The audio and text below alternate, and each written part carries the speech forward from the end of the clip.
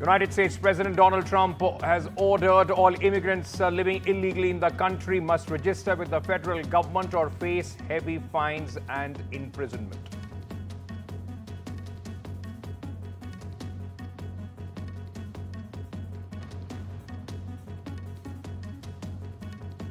The $5 million gold card that can grant U.S. residency to wealthy foreigners. U.S. President Donald Trump says he's open to attracting one-of-kind immigrants, people with money. Trump told reporters he will replace EB-5, Immigrant Investor Visa Program, which allows foreign investors of large sums of money that can create or preserve United States jobs to become permanent residents with the gold card.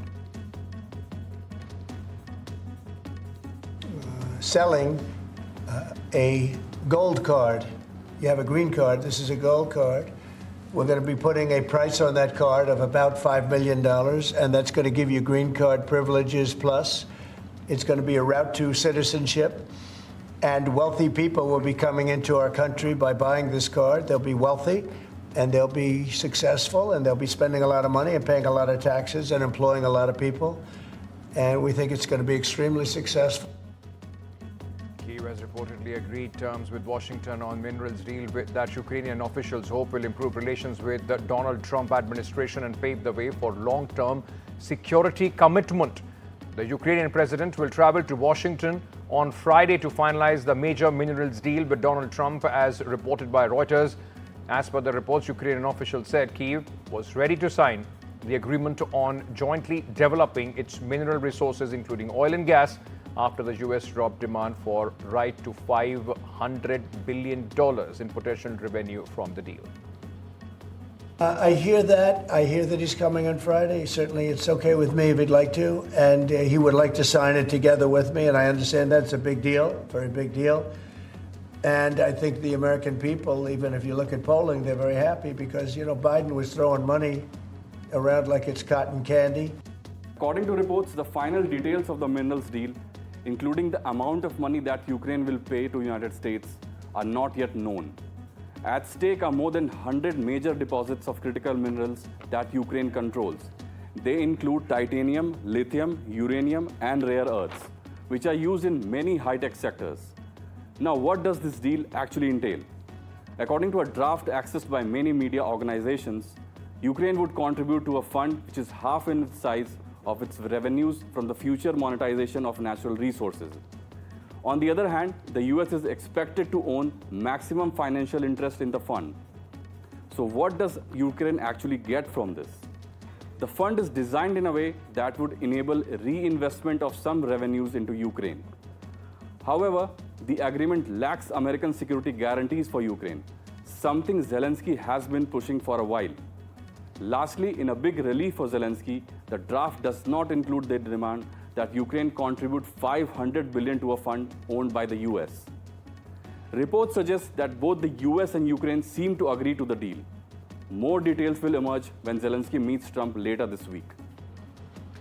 A report that Canada could be ousted from the Five Eyes intelligence sharing alliance was publicly denied by the senior advisor of Donald Trump on Tuesday, but experts say risk remains that Canadian assumption about security cooperation with the United States will be tested in the months ahead. Russia said it's working on bringing 16 children back from Ukraine and plans to reunite 10 children with their relatives in Ukraine. Moscow claims these exchanges only involve relatives or legal guardians. Ukraine accuses Russia of abducting over 19,500 children during the war, calling it a war crime. Under the United Nations definition of genocide, Kyiv says 1,277 children have been brought back so far. Several exchanges have taken place since Russia's full-scale invasion in 2022. Russia insists it's evacuating children for their safety from the war zones. Russia and Iran say they have aligned their positions on Iran's nuclear program during the talks in Tehran. Russia's foreign minister Sergei Lavrov met Iran's President Masoud Pezeshkian and Foreign Minister Sayed Abbas. Lavrov said Moscow believes diplomacy can still resolve nuclear concerns. The United Nations nuclear watchdog reports Iran continues to enrich uranium well beyond commercial needs, raising global concerns. However, Iran denies seeking nuclear weapons. Lavrov visit also covered regional issues including Syria, Lebanon, and Israel-Palestine conflict. A large-scale power outage swept across Chile on Tuesday, disrupting metro services, traffic, and hospital operations. The National Electrical Coordinator reported the blackout began at 15:16 local time due to a failure in the country's transmission system, cutting electricity from the northern city of Arica to the southern Los Lagos region. The disruption also impacted traffic and hospitals, with traffic lights out in multiple cities causing road chaos, while hospitals relied on backup generators to operate. Chile's Minister Carolina Toja said at a press conference the Disaster Risk Management Committee is holding an emergency meeting to assess the scope of the blackout, pledging to work until the services are restored.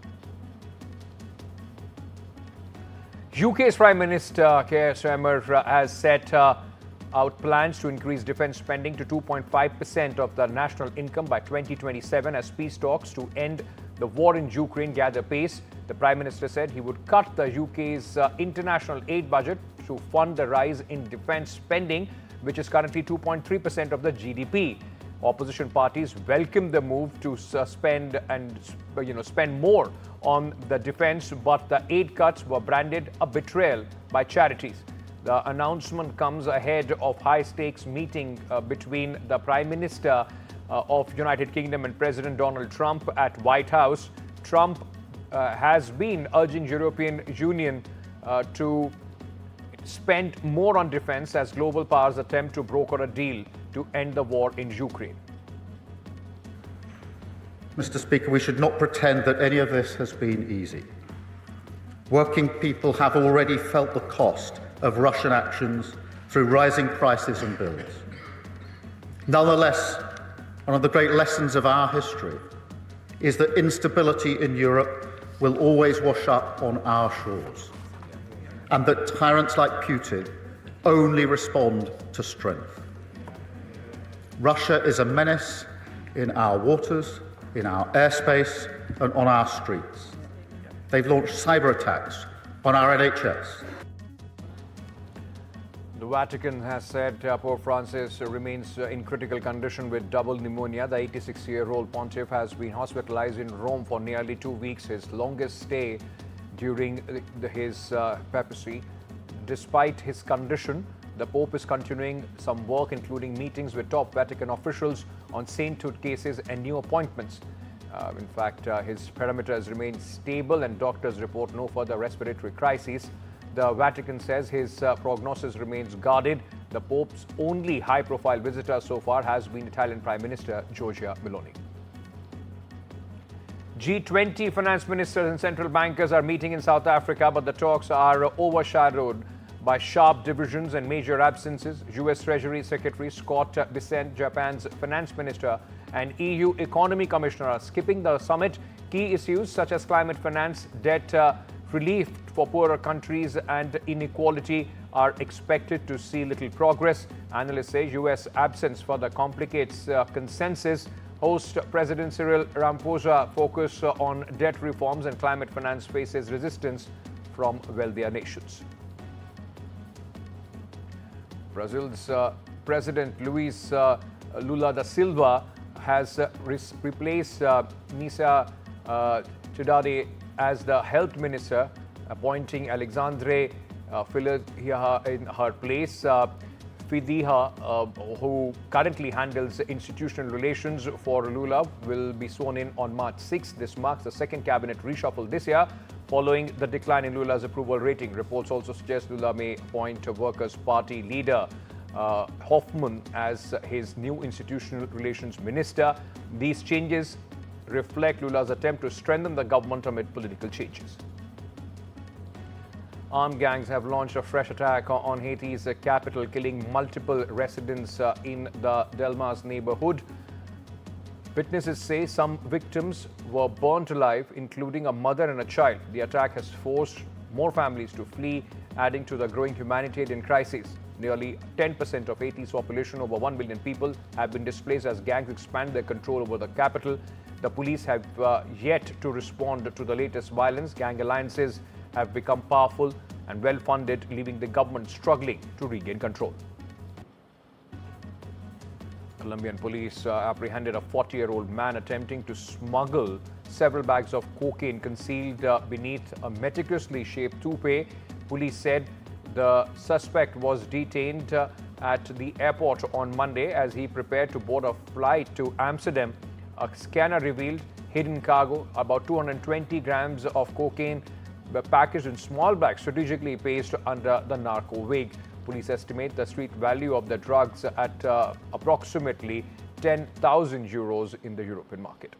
Y por intermedio del escáner y un registro a persona se halla que tiene una peluca, la cual contenía más de 220 gramos de cocaína, el cual pretendía llevar a este país, y con esto se atacan las rentas criminales, un precio aproximado de más de 10.000 euros en territorio europeo.